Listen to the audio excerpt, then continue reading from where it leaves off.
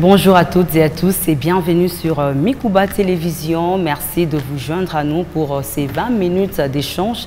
Depuis un moment, le pays d'Israël est au cœur de l'actualité à cause de l'attaque de Hamas sur ce dernier.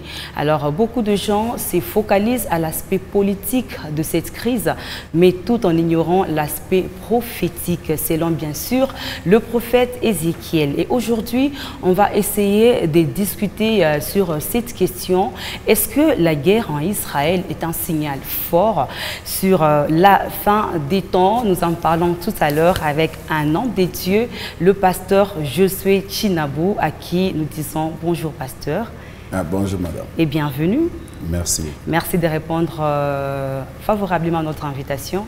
Non, c'est moi qui vous remercie. C'est votre deuxième fois. Tout à fait. Et j'aime toujours votre plateau. Merci beaucoup. Alors, nous allons parler d'Israël, qui est une nation bénie, la nation de Dieu. Pasteur, qu'est-ce qui se passe actuellement, prophétiquement, à la nation Israël? N'est beaucoup pour la question. C'est une question qui vaut son pesant. Moi, je crois que le problème d'Israël, ce n'est pas un problème d'aujourd'hui. C'est un problème qui date de vraiment longtemps. Le problème d'Israël avec deux nations, ou disons deux populations qui se battent pour les disputes d'une même terre. Ça a commencé longtemps avant, lorsque Abraham était sur la terre ou le territoire qu'on appelle aujourd'hui Israël. Dieu lui avait fait une promesse, que le pays sur lequel tu te tiens, je te donnerai à toi et à ta descendance. À partir de ce moment-là, cette parole de Dieu va s'accomplir 400 ans après, avec Moïse, lorsqu'il va libérer les enfants d'Israël, qui sont la descendance d'Abraham, qui vont quitter l'Égypte, traversant la mer Rouge, le désert, jusque dans la terre qui autrefois a été appelée promise. Cette terre promise, là où coule le lait et le miel, selon la parole de Dieu, était occupée. Elle était occupée par les Jébusiens, par les Cananéens, par les Amoréens. Ce sont des peuples qui occupaient cette terre-là. Mais lorsque les enfants d'Israël sont arrivés, ils se sont battus. Vous connaissez l'histoire de Jéricho. C'était pour entrer dans cette ville-là et Israël a pris possession de cette ville. Et Dieu avait dit à Israël, chaque fois que vous resterez fidèles à moi, je vous donnerai la supériorité sur vos ennemis. Et chaque fois que vous m'abandonnerez, vos ennemis domineront sur vous. Alors, la vie d'Israël a été comme ça en dents de scie depuis. Vous verrez à certains moments, lorsqu'ils ont péché contre Dieu, Dieu les envoyait soit les Philistins. Vous vous rappelez de l'histoire de Goliath? Dieu les renvoyait parfois les agresseurs comme Nebuchadnezzar, qui était le roi de l'Empire babylonien, qui était venu en Israël et qui avait même emporté certains ustensiles du temple de Jérusalem. Et c'est allé comme ça à chaque fois qu'Israël rejetait Dieu, au même moment, Dieu utilisait les voisins. En fait, qui étaient ces voisins-là? Ce sont ces peuples que Israël avait trouvés lorsque Dieu les avait envoyés sur cette terre-là. Ce sont ces voisins qui se sont repliés. Et des années plus tard, c'est des Romains qui vont prendre aussi Israël. Et quand Jésus est venu vivre en Israël, il avait trouvé la domination romaine. Et après les Romains, il y a eu maintenant l'Empire ottoman. L'Empire ottoman, c'était la révolte un peu de musulmans. Parce que c'est l'Empire ottoman qui a répandu l'islam dans le monde. Avec les messieurs ici, les musulmans qu'on appelle, son nom échappe, il reviendra. Alors, quand ils vont étendre l'islam dans le monde, ils vont prendre même Jérusalem. Ils vont prendre Israël. Et pour montrer leur domination, ils vont chasser les Juifs.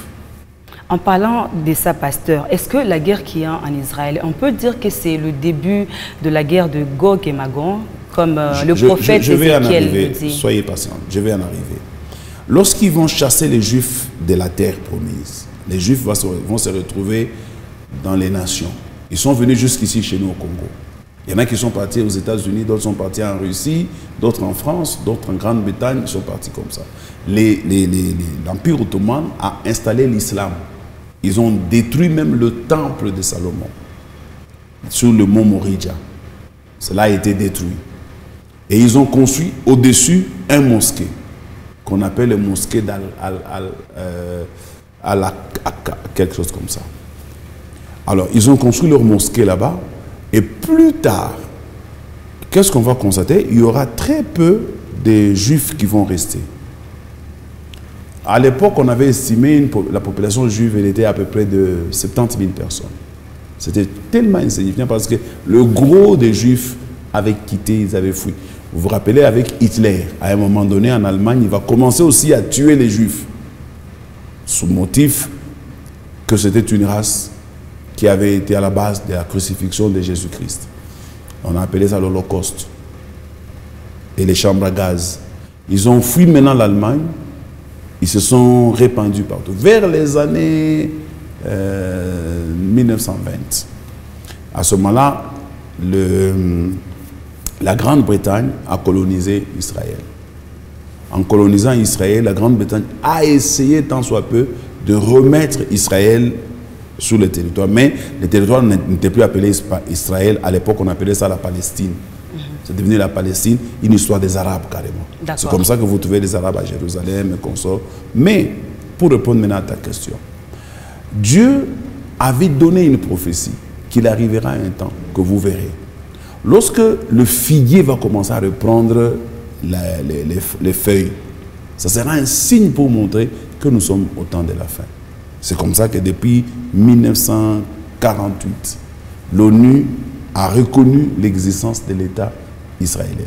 Les Juifs qui étaient partis ont commencé à rentrer en Israël. Et ils sont devenus, ils étaient déjà autour de 600 000 personnes contre 1 million du côté des Arabes, 1 ou 2 millions du côté des Arabes. Alors, les 600 000 là, ils ont commencé à repousser les Arabes. La situation que nous traversons aujourd'hui, c'est les Juifs sont devenus plus nombreux que les Arabes. Et ce n'est pas le début de la guerre des Gog et Magog? Non. C'est pas encore je ne veux pas aller dans ce sens-là parce que la guerre des Gog et des Magog, ça sera une guerre qui va se faire plus tard lorsque Christ reviendra pour prendre son église.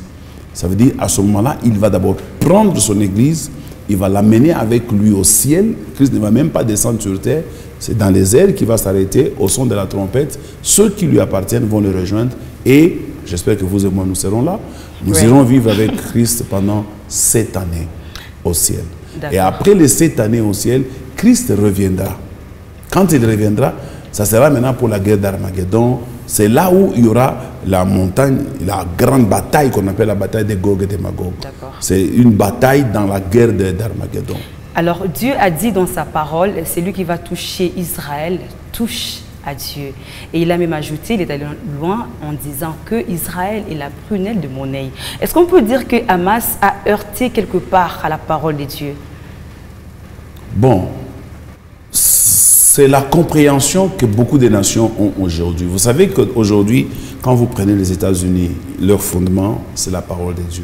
Donc les Américains croient dans la parole de Dieu. Ils croient que la terre appartient aux Juifs, aux Israélites. La Russie croit pareil. La France, la Grande-Bretagne, c'est eux qui soutiennent maintenant que Israël s'établisse. Maintenant, en faisant cela, Israël, la Palestine, les Arabes, se retrouvent aussi renforcés par tous les pays arabes. La Syrie, l'Irak, l'Iran en particulier, ils sont aussi derrière, et la Jordanie. Ils sont derrière pour pousser les Palestiniens à récupérer leurs terres. Mais avant de parler de Hamas, il y a eu d'abord l'OLP, l'Organisation de libération de la Palestine, avec le fameux Yasser Arafat. Ces messieurs-là, ils s'est battu vraiment pour qu'on reconnaisse l'État palestinien. Mais après sa mort, Mahmoud Abbas n'a pas réussi, il n'avait pas le même peintre comme lui. C'est comme ça que lui va perdre maintenant. Les Hamas étaient considérés comme un mouvement terroriste. C'était un mouvement très radical. Et ils condamnaient toujours les prises de position de l'OLP. Alors, lorsque Mahmoud Abbas voulait organiser les élections, parce que les choses allaient dans ce sens, on devait reconnaître l'existence de ces deux États. L'État palestinien d'un côté et l'État israélien de l'autre. Parce que la guerre qu'il y avait avant, ils ne s'acceptaient pas. Maintenant, après, ils ont signé la convention ou les accords d'Oslo en Amérique. Là, ils se sont convenus pour qu'ils vivent ensemble, avec tous les règlements comme nous voyons dans tous les États. Maintenant, ce qui va perturber ça, c'est le fait qu'en préparant les élections par l'Organisation de libération de la Palestine, l'OLP, ils vont être battus aux élections par les Hamas. C'est les Hamas maintenant qui prennent la tête. Or, elle est considérée comme un mouvement terroriste. C'est comme ça que les Hamas, pour eux, il faut exterminer Israël. C'est ça le slogan de l'Iran. C'est le même slogan qu'on trouve chez les Arabes, l'Arabie Saoudite et consorts. Ils sont très extrémistes. Il faut faire partir Israël du territoire qui appartient aux Arabes. Alors, prophétiquement parlant, pasteur, quelles sont les conséquences que Hamas court? On ne parle pas seulement des Hamas, il y a également des nations qui s'élèveraient pour combattre Israël. Oui. Quelles sont les conséquences que toutes ces nations... J'en profite aussi pour répondre à la question de savoir, est-ce que ce n'est pas touché à la prunelle de l'œil de l'Éternel? C'est vrai. Dieu protège Israël. Il a même dit, c'est ce que les autres nations ont compris, celui qui bénira Israël sera béni. Et celui qui les maudira sera maudit. Ce qui est vrai, c'est qu'aujourd'hui, pour que ces paroles s'accomplissent dans la vie d'Israël, il faut qu'Israël revienne à Dieu. Je commençais par vous dire que l'Israël que nous avons aujourd'hui, ce n'est pas l'Israël de la Bible. On a aujourd'hui des homosexuels en Israël. On a aujourd'hui des bars. On a aujourd'hui tous les péchés que nous condamnons dans le monde. Ce n'est pas le Israël de la Bible que nous avons connu avec les David, avec les Saül, avec les Salomon. Mais ce n'est pas quelque part l'accomplissement de la prophétie d'Ézéchiel. Qui dit? Il y a Ézéchiel qui dit au temps de la fin, les Juifs vont se convertir en christianisme. Et pour le moment, on suppose qu'ils ne sont pas encore chrétiens et on attend l'accomplissement de la prophétie d'Ézéchiel. Bon, je crois que c'est à peu près ça, mais je ne me retrouve pas dans cette prophétie d'Ézéchiel exactement comme il est dit. Mais je sais que c'est comme ça que ça doit se faire. Il faut qu'Israël accepte Christ. Parce que Christ est la dernière volonté exprimée de Dieu. Si les Juifs veulent s'entêter, ils auront ces problèmes-là. Ils auront la guerre à tout moment. Mais Dieu continuera toujours d'une manière ou d'une autre à les protéger. Parce que c'est un peuple sur lequel il a fait beaucoup d'alliances, sur lesquelles Dieu a beaucoup parlé. Pasteur, d'ailleurs, je me suis toujours posé cette question. Pourquoi Dieu a un grand amour pour cette nation? Parce que c'est un peuple que Dieu a choisi pour servir de matériel didactique à toutes les nations de la terre. Parce qu'à cette époque-là, quand Dieu a choisi Abraham, il lui dit, va-t'en de la maison de ton père, de la patrie et de ta patrie, va vers un pays que je te montrerai. Dieu n'était pas connu sur toute la terre. La terre était idolâtre. La terre suivait d'autres dieux qui n'étaient pas des véritables dieux. Maintenant, Dieu voulait montrer à toute l'humanité qu'il est le Dieu tout-puissant, créateur des cieux et de la terre. Et il a choisi Abraham en lui donnant cette mission.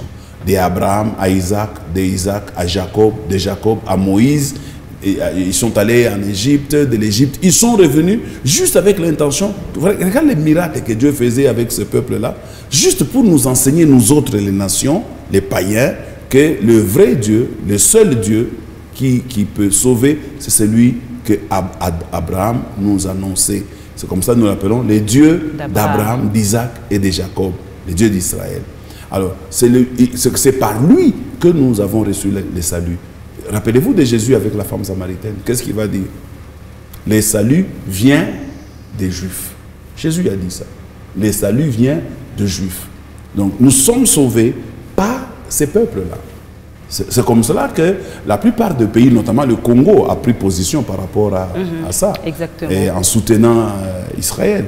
Parce que nous croyons au Congo que, bibliquement, Dieu doit être côté d'Israël. Nous devons bénir Israël pour que nous aussi nous soyons bénis par Dieu. Alors, pasteur, aujourd'hui, le monde assiste à beaucoup de calamités. Il y a des guerres par-ci, par-là, comme la Bible dit d'ailleurs. Il y aura des nations qui vont se lever contre d'autres nations. Nous avons vu les cas avec l'Ukraine. Nous avons vu également des guerres partout, des coups d'État, comme la Bible le dit. On ne peut pas oublier cette crise humanitaire qui a frappé le monde entier. Des catastrophes naturelles. Récemment, on a assisté à des catastrophes au niveau de Pakistan. Alors, Afghanistan, allais-je dire, quelles attitudes qu'un chrétien devrait normalement avoir? Parce que là, ça montre vraiment, c'est la prophétie de l'Éternel s'accélère. Quelles attitudes qu'on doit avoir en ce temps de la fin? Merci beaucoup pour la question. Ce qui est vrai, c'est que tout le monde doit savoir que nous sommes au temps de la fin. Ça ne se discute pas. Tous les signes montrent, tous les indicateurs confirment que nous sommes au temps de la fin. La Bible dit, au temps de la fin, il y aura des tremblements de terre. La Bible dit, au temps de la fin, il y aura beaucoup de troubles. Il y aura beaucoup de tribulations au temps de la fin. Et ce sont des signes qui annoncent que la fin approche. Il y aura des guerres à gauche, des guerres à droite. Une nation se lèvera pour combattre une autre nation. Ce sont les signes du temps de la fin. Donc, ce qu'il faut faire, il faut se préparer. Tout peut arriver. Christ peut revenir bientôt pour prendre son église et détruire le reste du monde. C'est ça la parole de Dieu. Donc, la Bible dit à celui qui est sous le champ de faire attention. Parce qu'ils seront à deux, l'un sera enlevé et l'autre va rester. À ceux qui dormiront ensemble dans le même lit, qu'ils fassent également attention. L'un sera enlevé et l'autre va rester. Donc, c'est que je peux dire que chacun de nous tire les conséquences. Vous avez comme l'impression que tout va bien. Jésus l'a dit, ça sera comme au temps de Noé. Les gens mariaient leurs enfants. Les gens organisaient des fêtes. Ils faisaient des voyages sans savoir qu'ils étaient à quelques jours de la perdition. Donc, nous sommes à quelques jours. Ça va nous surprendre de la même manière que ça avait surpris les gens à l'époque de Noé.